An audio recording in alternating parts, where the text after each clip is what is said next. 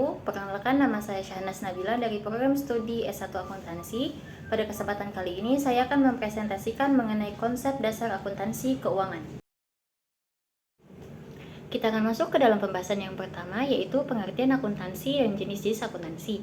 Akuntansi adalah suatu proses mencatat, mengklasifikasikan, mengolah, mengiktisarkan, dan mencatat pelaporan keuangan. Hasilnya itu digunakan untuk mengambil keputusan oleh pihak internal maupun pihak eksternal. Jenis-jenis akuntansi itu ada beberapa, diantaranya yang pertama akuntansi keuangan, yaitu laporan untuk pihak eksternal seperti investor ataupun kreditur. Yang kedua ada akuntansi manajemen, di mana digunakan untuk kebutuhan internal perusahaan. Yang ketiga akuntansi biaya, di mana akuntansinya itu berfokus pada pencatatan dan pengendalian biaya produksi. Kemudian yang keempat ada akuntansi perpajakan yang berfokus pada hubungan dengan perhitungan pajak. Yang kelima ada akuntansi pemerintahan yang membahas mengenai sektor dan digunakan oleh sektor publik. Dan yang terakhir yaitu akuntansi syariah, di mana akuntansi ini tuh berdasarkan oleh syariah Islam. Kemudian kita akan masuk ke dalam pembahasan yang kedua, yaitu standar akuntansi keuangan atau SAK. SAK atau standar akuntansi keuangan adalah pedoman atau aturan baku yang digunakan dalam penyusunan laporan keuangan agar laporan yang dihasilkan itu seragam atau konsisten, kemudian dapat dibandingkan antara periode atau perusahaan, dan yang ketiga relevan dan andal sebagai dasar pengambilan keputusan. Tujuan dari SAK itu sendiri yang pertama menjadi acuan dalam penyusunan laporan keuangan, kemudian yang kedua menjadi laporan keuangan dapat lebih mudah dipahami, relevan, andal dan dapat dibandingkan, kemudian yang terakhir meminimalisir perbedaan praktik akuntansi antar perusahaan. Di Indonesia sendiri itu ada beberapa jenis SAK. Yang SAK ini ditetapkan oleh Ikatan Akuntansi Indonesia atau IAI dan sebagian besar mengacu pada standar internasional atau IFRS, International Financial Reporting Standard. Yang pertama itu ada SAK umum atau PSAK, kemudian yang kedua ada SAK ETAP atau entitas tanpa akuntabilitas publik, kemudian yang ketiga ada SAK syariah, dan yang keempat ada SAK EMKM. SAK ini adalah pedoman yang menyusun laporan keuangan. Di Indonesia sendiri itu SAK ditetapkan oleh Ikatan Akuntansi Indonesia dan sebagian besar itu mengacu atau berfokus pada IFRS atau standar internasional. Kemudian pembahasan selanjutnya yaitu mengenai kerangka dasar. Kerangka dasar akuntansi adalah landasan konseptual yang digunakan dalam penyusunan dan penyajian laporan keuangan. Kerangka dasar akuntansi ini merupakan konsep yang dipakai untuk menyusun, setelah itu menyajikan laporan keuangan. Dengan adanya kerangka dasar laporan yang dibuat, laporan itu menjadi lebih konsisten, transparan, dan dapat lebih mudah dipahami. Kemudian tujuan kerangka dasar itu terdiri dari tujuan laporan keuangan, kemudian yang kedua karakteristik kualitatif, yang ketiga unsur laporan keuangan, yang keempat asumsi dasar, yang kelima pengakuan dan pengukuran, dan yang terakhir konsep dasar dan pemeliharaan modal. Jadi tadi itu kan ada beberapa unsur penting dalam kerangka dasar. Yang pertama yaitu tujuan laporan keuangan. Yang ini tuh menyediakan informasi keuangan yang bermanfaat untuk pengendalian keputusan, memberikan dasar pertanggungjawaban dan manajemen. Kemudian yang kedua karakteristik kualitatif, di mana hal ini tuh menunjukkan kalau laporan keuangan ini harus relevan, andal, dan dapat mudah dipahami. Kemudian yang ketiga unsur laporan keuangan, di mana di sini terdiri dari posisi keuangan itu ada aset, liabilitas, dan ekuitas. Kemudian kinerjanya itu ada di pendapatan dan jasa. Pendapatan dan beban.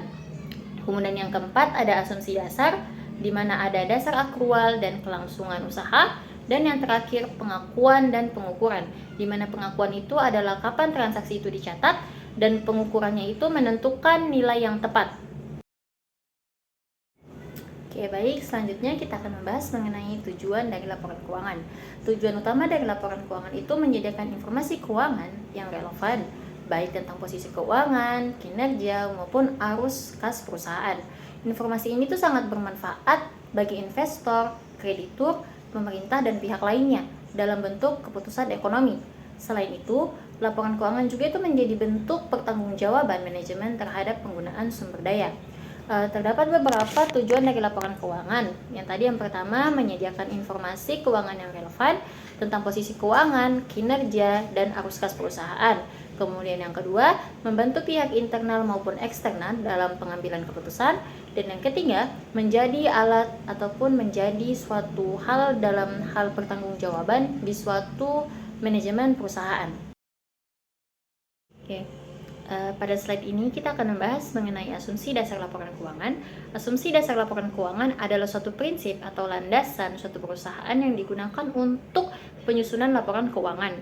Ada beberapa asumsi yang penting dalam penyusunan laporan keuangan. Yang pertama yaitu dasar akrual, di mana itu dicatat saat transaksi terjadi, bukan saat kas dibayarkan ataupun diterima. Kemudian yang kedua, ada kelangsungan usaha atau going concern, yang mana perusahaan itu akan diasumsikan selalu beroperasi. Kemudian yang ketiga, ada kesatuan usaha, di mana perusahaan dipisahkan dari pemiliknya. Yang keempat, satuan moneter, di mana semua transaksi dinyatakan dalam satuan uang yang stabil. Terakhir, periode akuntansi, di mana aktivitas perusahaan itu dibagi per periode tertentu.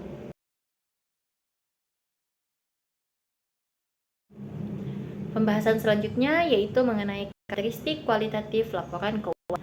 Karakteristik kualitatif laporan keuangan adalah sifat utama yang harus dimiliki informasi keuangan agar dapat digunakan secara efektif dalam pengambilan keputusan ekonomi. Terdapat beberapa karakteristik. Yang pertama ada relevan, artinya laporan keuangan itu tuh benar-benar tidak digunakan. Kemudian yang kedua yaitu andal. Yang ketiga, laporan itu dapat dibayangkan dengan periode sebelumnya. Kemudian yang terakhir, dapat dipahami. Isi laporan itu harus jelas. Oke, baik, kita akan masuk ke dalam materi yang selanjutnya, yaitu mengenai unsur-unsur laporan keuangan. Unsur-unsur laporan keuangan adalah komponen utama yang membentuk laporan keuangan, yaitu elemen-elemen yang mencerminkan posisi keuangan dan kinerja keuangan suatu entitas atau perusahaan. Unsur-unsur tersebut itu meliputi yang pertama ada posisi keuangan. Di posisi keuangan itu yang pertama ada aset. Aset yaitu sumber daya manusia yang dikuasai oleh perusahaan akibat peristiwa di masa lalu dan memberikan manfaat ekonomi di masa depan. Contohnya itu seperti gedung, tanah, dan lainnya. Kemudian yang kedua ada liabilitas atau kewajiban. Liabilitas atau kewajiban yaitu hutang atau kewajiban perusahaan kepada pihak lain. Contohnya itu seperti utang usaha dan utang bank. Kemudian yang ketiga ada ekuitas. Ekuitas itu adalah hak residual atau hak sisa atas aset setelah dikurangi dengan kewajiban. Contohnya itu seperti saham dan laba yang ditahan. Kemudian yaitu yang kedua meliputi kinerja keuangan. Pada kinerja keuangan ini terdapat yang pertama ada pendapatan atau revenue atau income, yang artinya itu kenaikan manfaat ekonomi dalam bentuk arus kas masuk dan peningkatan aset. Contohnya seperti penjualan barang, jasa atau bunga, serta dividen. Kemudian yang kedua ada beban atau expense. Nah, beban atau expense ini adalah penurunan manfaat ekonomi dalam bentuk arus kas keluar atau berkurangnya aset. Contohnya seperti biaya gaji, biaya listrik, dan beban bunga. Kelima komponen ini itu saling melengkapi sehingga informasi keuangan yang diberikan itu akan menjadi lengkap dan lebih detail.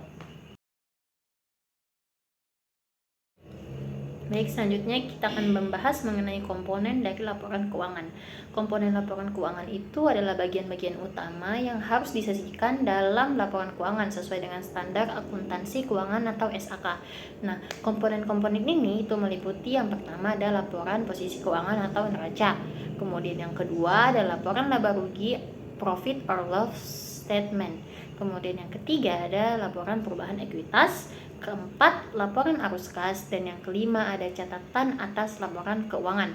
Nah, komponen-komponen ini itu sangat penting dalam laporan keuangan karena saling melengkapi. Artinya jika salah satu dari komponen ini itu tidak ada, maka hal tersebut tidak bisa disebut sebagai laporan keuangan karena 5 komponen ini itu merupakan komponen yang wajib ada sesuai dengan standar akuntansi yang telah ditentukan. Jadi kesimpulan pada materi kali ini yaitu akuntansi keuangan merupakan bahasa bisnis yang memberikan informasi penting bagi beberapa pihak atau berbagai pihak. Pemahaman tentang konsep dasar, mulai dari jenis akuntansi, standar, tujuan, asumsi, hingga komponen laporan keuangan itu sangat penting untuk dipahami agar seseorang itu dapat menyusun laporan keuangan dengan baik dan dengan benar. Sekian presentasi saya. Jika ada kesalahan dalam pembawaan materi, saya memohon maaf. Wassalamualaikum warahmatullahi wabarakatuh.